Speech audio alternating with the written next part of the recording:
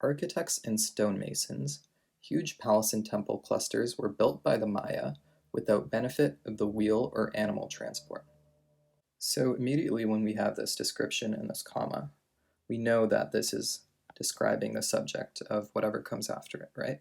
And so logically, we just think about what this is trying to say. So who are the architects and stonemasons? Obviously, they're the Maya, right? So we know that the subject of the right answer is going to be the Maya. So let's look at the answer choices. A huge palace and temple clusters were built by the Maya without benefit of the wheel or animal transport. Okay, so in this, the subject is huge palace and temple clusters.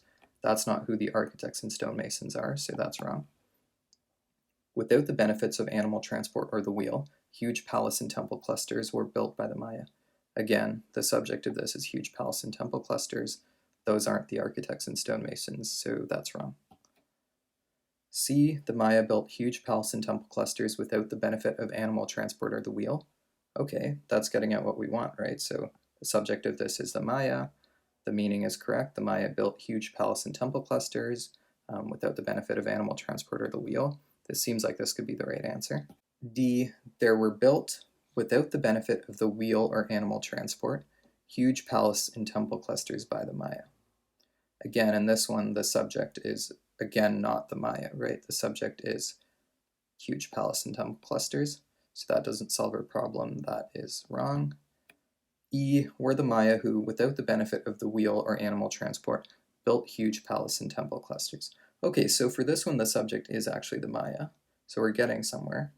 But you want to be really careful about what the sentence is saying, right? So this sentence, as written, is saying that architects and stonemasons were the Maya. That's wrong, right? Grammatically, it's the Maya who were the architects and stonemasons. So this is the wrong answer. C is our right answer. Visitors to the park have often looked up into the leafy canopy and saw monkeys sleeping on the branches whose arms and legs hang like socks on a clothesline. So what is this saying? In the past, often, so a bunch of times, visitors have looked up into the leafy canopy and they've seen the monkeys, right? A bunch of times. So let's look at these answer choices. So A, saw monkeys sleeping on the branches. Well, that's wrong because saw, that implies that they only did it one time, right? And we know that they've done it a bunch of times because they've often looked up into the leafy canopy, so that's wrong. For the same reason, B is wrong, right? Again, saw. C is wrong. Again, saw. D, seen monkeys sleeping on the branches with arms and legs hanging. Okay, that seems right. The meaning's correct. There's nothing particularly wrong about that one. E, seen monkeys sleeping on the branches whose arms and legs have hung. Okay, so for this one, the visitors have seen the monkeys sleeping, right? But this is saying that when they've seen the monkeys sleeping, those monkeys have previously hung their arms and legs like socks on a clothesline, right? Not that they're, while sleeping, hanging their arms and legs. E is saying that prior to them sleeping, their arms and legs have hung at some point. So that's wrong. That doesn't make any sense. D is the right answer. The proposed expenditures for gathering information abroad are reduced even further. International news reports have been and will continue to diminish in number and quality. So this is saying that if we look at the quality of news reports over time, it's continually been going down, right?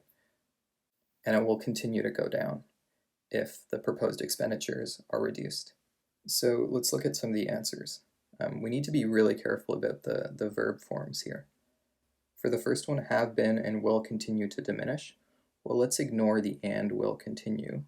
What is this saying? Have been diminish. That's wrong, right? It's have been diminishing, right? Let's look at the second one.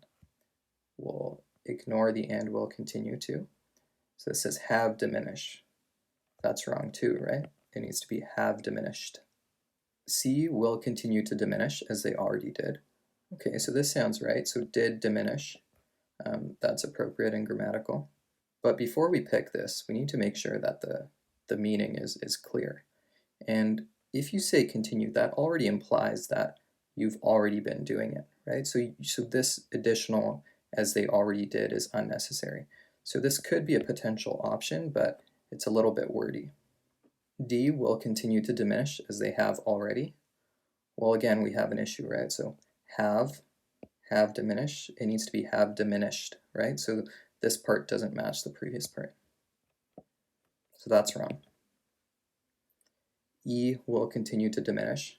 Yeah, that's perfect, right? So it gets to the meaning that we want. It implies that we have been diminishing and will continue to be diminishing, and this is the right answer.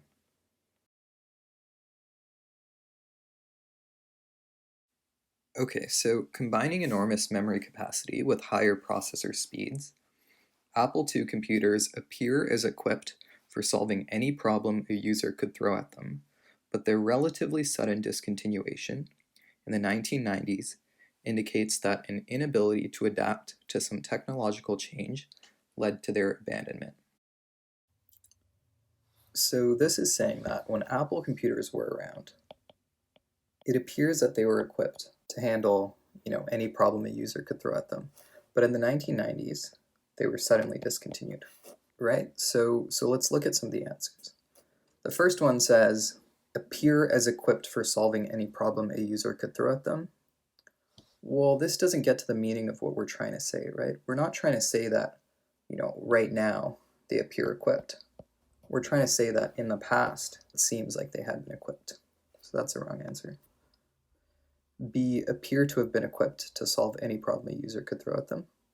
Yeah, so this is actually what we're trying to say, right? So we're trying to say that from where we are now, looking back, it appears that the Apple IIs were equipped to solve any problem a user could throw at them, but in the 1990s, they were discontinued. So that seems like a potential for a right answer. C, appear as equipped to solve any problem a user could throw at them. So we're seeing the same problem we had with A, right? So this is saying that right now, they appear to be equipped, but we know that they aren't equipped, right? They were discontinued, so obviously they're not equipped right now. So that's the wrong answer. D, appeared as equipped to solve any problem a user could throw at them. Okay, so this is kind of what we want to say. So they appeared in the past as equipped, right? But the issue here is you can't appear as doing something, right? You appear to do something. So just grammatically, this as equipped makes this answer choice wrong. E, appeared to have been equipped for solving any problem a user could throw at them. Again, we're getting at the potentially right meaning, but for this you need to know the idioms, right? So equipped for solving is the wrong usage. You can't be equipped for doing something. You are equipped to do something, or you are equipped for a certain event, right? So for example, you can be equipped to fight, or you can be equipped for battle, right? But you can't be equipped for fighting. So that's the wrong answer. B is the right answer.